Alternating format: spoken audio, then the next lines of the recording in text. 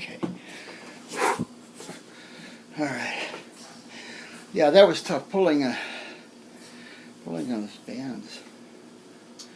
You know what though? It was good for cardiovascular, for strength, for balance. The whole thing is a helpful exercise for you, Bob. No medication changes since I saw you last? No. What would you give me for a pain level today? Today, I woke up at a 7. Grabbed some pills quickly. What about right now? About 6. What's the best and worst in the last 24 hours? 7 and 6. It's been and where is your pain at? Hips, back, whole legs from the hips on down. Ankles, especially ankles. We were working on everything we were doing. We were bending at the knees. And what is aggravating your pain these days? What is it that really lights up your pain? Physical therapy. Okay, and how long does that pain last after therapy?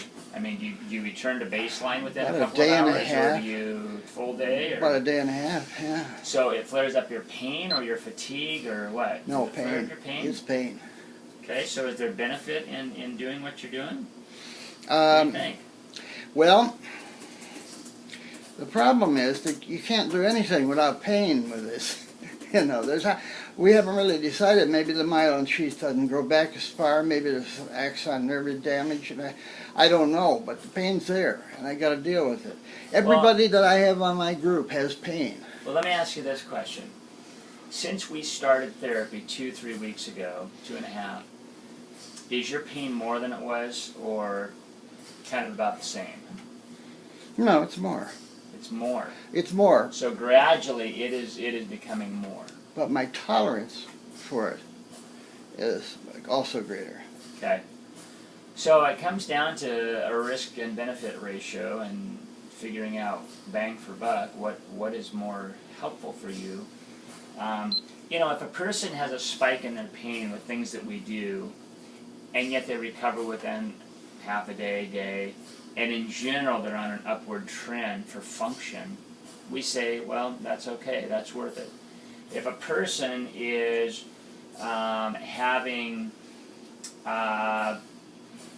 multiple days of recovery and maybe never really fully recovering and gradually making them worse, and they're not really getting any stronger functionally, then obviously that's not good.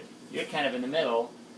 You're having a spike in pain that's kind of remaining high, and yet you're also really improving your functional mobility and endurance. That's definitely on a gradual trend up. So you're kind of a mixed bag of, all right, well, what's worth it? You know? Yeah, I knew that. Yeah. And I would say, in general, Bob, I mean, pain is with you. It has been with you. And not to say that that's great, but the lack of function and the decline in function has got a lot more long-term risk for you than having some spike in your pain. So if you know, I can't put words in your mouth, but I would say that the bang for buck is worth it.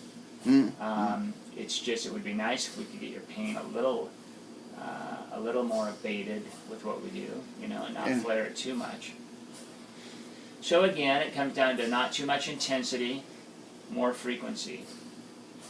Lessen the intensity a little bit, but more frequently try to expose your body to it, you know? Yeah.